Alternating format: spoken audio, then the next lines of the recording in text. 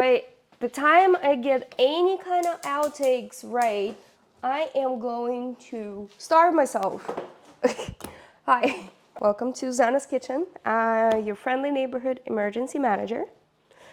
And today we're actually cooking up a little piece of history. Yes, I'm holding a glass jar. We're talking Tushonka, the legendary canned meat that fed soldiers and fueled recovery and somehow became comfort food across Eastern Europe. Now you might be wondering why an emergency manager is in the kitchen and why does it go hand in hand? But in reality, shelf-stable foods have been part of the preparedness, part of the emergency management, the rations and everything. And it's like Tushonka, it became a crucial part during World War II. And we'll get to the story in a minute. But for now, Tushonka is just a mysterious canned meat sitting in Eastern European pantries and military rations. But if you peel back the label, it's really a story about survival, adaptation, and how entire nation rebuilt itself after the war, one can of pork at the time. Let's get to it. So ingredients that we will need today, cans, right? Some people tend to keep their own cans for the longest time ever. So now is the time to reuse it. You can just make sure that you have a nice tight lid on this. And obviously we'll need some pork. You can actually use not just pork, you can use beef, you can use really like any fatty meats with this as well. You will need some bay leaves. So use the focus. There you go. Woo! There's my peppercorns and bay leaves. Okay, so you can use an onion, but I don't like. Their actual original recipe doesn't have an onion, but in this recipe, we're gonna have an onion. One other thing, salt. So I like to use sea salt. It's for pickling and canning. So this is one of my favorites, and this one is 99% pure, so you're gonna have to be like really be careful with this one. I said really be careful with this one because it's very salty. All right, let's check this out. Let's move on next. Actually, we need to boil some water because this is where the canning really does come in, right? We'll just boil some water because we will need to sanitize the cans. Okay, so picture this. It's 1941, and German invasion of the Soviet Union has turned everything upside down. Like Ukraine, the breadbasket of the USSR, it's always been the breadbasket, is under occupation. So crops are gone, livestock eaten or like scattered all over the place, and millions of people, soldiers, civilians, evacuees, are on the move and starving. So the Soviet state suddenly finds itself in a logistical nightmare, like how to feed an army that stretches across 11 time zones. You can't exactly match the pork chops across Siberia, right? So they started thinking of like emergency managers would think. They needed shelf-stable, portable, high calories, and ideal morale boosting, something that doesn't just fill stomach but says, "We got you, you're still part of the fight, yay!" Now the concept wasn't new, and rural families in Ural Mountains have been making this meat for generations. So slow-cooked pork sealed in fat, stored in jars for long winter nights. But you know what? It worked. It worked. Okay, so when the war came, the Soviet state industrialized that humble homemade recipe. They built canning factories, standardized recipes, and called it Tushonka from the word tushit, which means to stew or to braise. In other words, this was like peasant inequity turned into national resilience.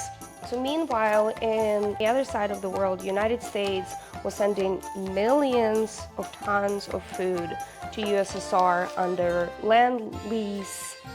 Like, they sent mountains of spam. Mountains of spam. I'm not hating on spam. I'm not hating on spam. I love spam. Okay, so here's the thing. Soviet soldiers didn't love spam. It was foreign, unfamiliar, too smooth, too salty. Honestly, it was too American at the time. So Soviet planners looked into US models of the hog production with like hog-blooded pigs and versus like big type pigs. I don't know. Anyways, but adapted it to their own climate infrastructure and feed. So they built their own version. And Tushonka was their spam with identity. Fatty, rustic, stinky in texture, like meat remembered it used to be an animal. No offense, spam. No offense. No offense. So Tushonka wasn't gourmet, but it was familiar. And in wartime, familiarity is comfort. Yeah, trust me. I know. Iraq, Afghanistan, yeah, the whole 9 yards. So basically it reminded of home cooking. And also soldiers were able to make it themselves if they come across like any kind of livestock on the battlefield. It was really salty, fatty, not gourmet, but reliable. So what amazing is how Tushonka didn't stay really in the trenches. Like after the war, it became literally a cornerstone of Soviet food culture. For the Soviet state, canned meat wasn't just about feeding people. It was about like providing the system that worked, like proving that the system that actually worked. And Tushonka became proof of industrial progress, like a product that could travel across the frozen taiga, like taiga as in Siberia. So feed the workers on remote construction site, also fill the grocery shelves in Moscow or like, you know, other countries, hopefully, but hey, Tushonka was good. But in reality, it was food propaganda in a can. Yeah, food propaganda in a can. It's edible proof that the planned economy could nourish its people. But behind every can of Tushonka was an entire transformation of Soviet agriculture before the war. And Russian pigs were bred mostly for fat because fat was currency. And like it used for cooking, lubrication, even candles or face protection. In wintertime, Tushonka factories needed leaner meat, more protein, less grease. So planners re-engineered the pig industry and they introduced the new feed crops, new barns, even American like breeding techniques. So in short, one recipe changed an entire ecosystem of production. Also that every citizen, from a soldier on the front lines to a factory worker in Siberia, could open a tin and taste stability, because in a war zone, that's what you want. You want some stability at home. So for a lot of Soviet families, a can of Tushonka meant more than just food. It was the meal that waited in the pantry during hard times. And if you lived through like shortages, blackouts, yes, we had normal blackouts.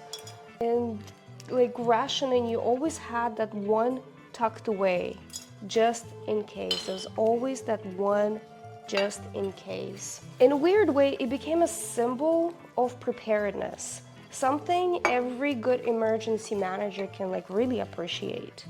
And you don't open it until you had to, but knowing it was there, that was the security. People endured. And oh wait, that's a wrong lid for this one. There you go. So it's about like how people endured so they can adapt when the system collapses. And when the resources vanish, the world falls apart and they still have to eat. It's easy to see just another wartime relic, but to me, it's a masterclass in resilience. Because at its core, Tushonka, you can't always control the world, but you can control what you preserve. Emergency management across time, across borders, across every disaster we face. Next time you think of canned meat as boring, remember, it once fed an army, rebuilt a country, and kept hope alive through the coldest winters. Stay safe, stay prepared, and remember, resilience starts in your kitchen. Bye!